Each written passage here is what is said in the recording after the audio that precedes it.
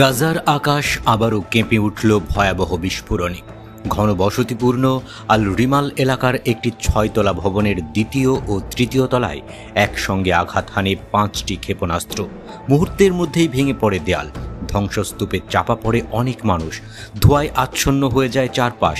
আর সেই ধ্বংসস্তূপ থেকেই ছড়িয়ে পড়ে খবর হামাসের সামরিক শাখার মুখপাত্র আবু উবাইদা আর বেঁচে নেই। ইসরায়েলের প্রতিরক্ষামন্ত্রী ইসরায়েল কাটজ এক্সে পোস্ট করে সেনা ও গোয়েন্দা সংস্থাকে অভিনন্দন জানিয়ে লিখেছেন, এটি ছিল নিখুঁতভাবে সম্পন্ন একটি অভিযান। তিনি আরও সতর্ক করেন, আবু উবাইদার মতো আরও অনেককে শিগগিরই একই পরিণতির মুখে পড়তে হবে।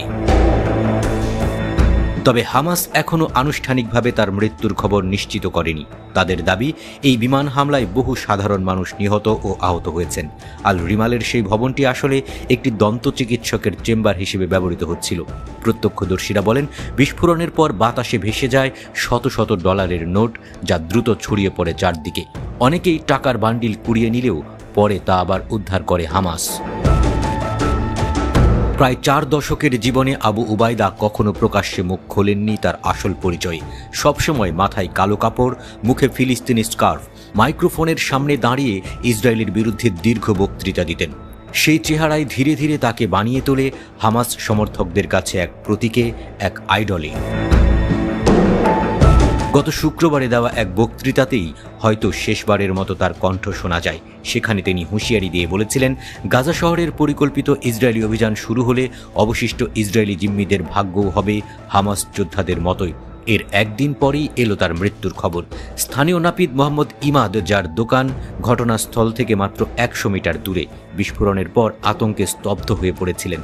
বিবিসিকে তিনি বলেন, বিস্ফোরণ এত ভয়ানক ছিল যে ঘন্টার পর ঘন্টা আমি নড়তেও পারিনি। মনে হচ্ছিল পৃথিবী যেন শেষ হয়ে যাচ্ছে। রক্তাক্ত শিশুদের দেখেছি, মানুষ চারদিকে ছুটছে, যেন সর্বনাশ নেমে এসেছে। স্থানীয় সাংবাদিকরা জানিয়েছেন, অন্তত 7 জন নিহত এবং 20 জন আহত হয়েছেন সেই হামলায়। শিশুদেরও পাওয়া গেছে মৃতদের তালিকায়।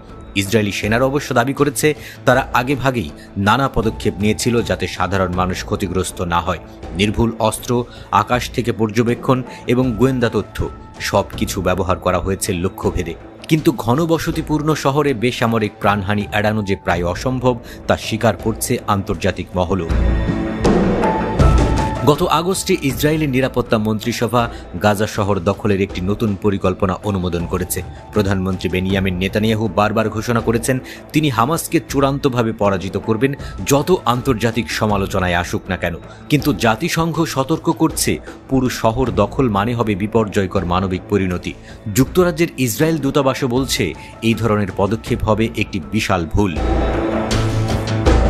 ইতিমধ্যে শহরের 90%-এরও বেশি বাড়িঘর ধ্বংস বা ক্ষতিগ্রস্ত। পানি, স্বাস্থ্যসেবা, স্যানিটেশন সবকিছু ভেঙে পড়েছে। প্রায় পুরো শহরই বারবার বাস্তুচ্যুত হওয়া মানুষের ভিড়ে ঠাসা। ইসরায়েলি বাহিনী বলছে, চূড়ান্ত অভিযানের আগে তারা গাজা শহরের বাসিন্দাদের দক্ষিণে সরিয়ে নেবে। কিন্তু কোথায় যাবে এত মানুষ? সেখানেও তো আগে থেকেই শরণার্থীদের ভিড়। এই দীর্ঘ রক্তক্ষয়ী সংঘাতে আবু উবাইদা ছিলেন হামাসের সামরিক শাখার পুরনো নেতাদের একজন, যিনি 7 অক্টোবরের আগেও বেঁচে ছিলেন। তার মৃত্যু হয়তো ইসরায়েলের কাছে এক বড় সাফল্য, কিন্তু গাজার মানুষের কাছে তা নিয়ে আসেনি কোনো স্বস্তি। বরং ধ্বংসস্তূপের ভেতর আরও লাশ, আরও কান্না, আরও প্রশ্ন জমা হচ্ছে প্রতিদিনের মতোই।